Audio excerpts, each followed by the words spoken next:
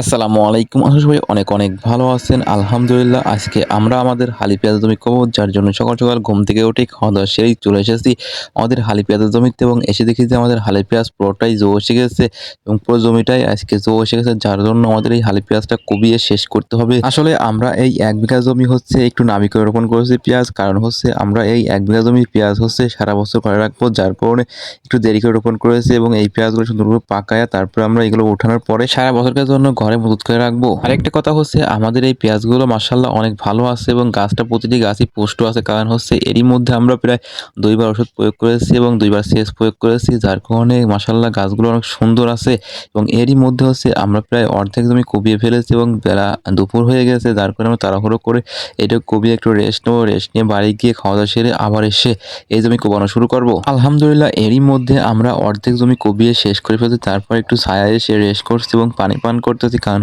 আজকের রোদের তাপমাত্রা অনেক বেশি গেছে, যার কারণে কোপানোর কাজ করা কষ্টকর হচ্ছে। এর জন্যই আমরা অর্ধেক জমি কুপিয়ে সুন্দরভাবে একটু রেস্ট নিচ্ছি ছায়ায় বসে এবং এই প্রাকৃতিক পরিবেশে বসে থাকার মজাই আলাদা। কিছুক্ষণ সময় ছায়ায় রেস্ট করার পরে আমরা আমাদের কাজ আবারও শুরু করব, যার কারণে আমাদের কাজ শুরু করার জন্য প্রস্তুত নিচ্ছি এবং এই ছায়া বসে থেকে শরীরটা একটু ক্লান্ত দূর হয়ে গেছে, যার কারণে এখন আমাদের পেঁয়াজ কমানোর কাজ আবার শুরু করতে হবে। কিছুক্ষণ ছায়ায় রেস্ট করার পরে আমরা আমাদের কাজ আবারও শুরু করলাম, কারণ আমাদের এই কাজটা আজকে শেষ করতে হবে।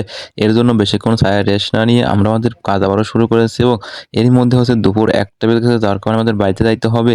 এর জন্য তাড়াহুড়ো করে আমাদের এই জমিটা শেষ করে আমরা বাড়ির উদ্দেশ্যে রওনা দেবো এবং খাওয়া-দাওয়া শেষ করে আবারও বিকেলে এই জমিটা কোবাইতে হবে। তবে আরেকটা কথা আমাদের এই জমিটা পিচ কোবানো শেষ করে আমাদের এই জমিতে ওষুধ প্রয়োগ করতে হবে। কারণ আমরা প্রায় ১৫ দিন আগে ওষুধ প্রয়োগ করেছিলাম, যার কারণে গাছে একটু লাল, লাল হয়েছে।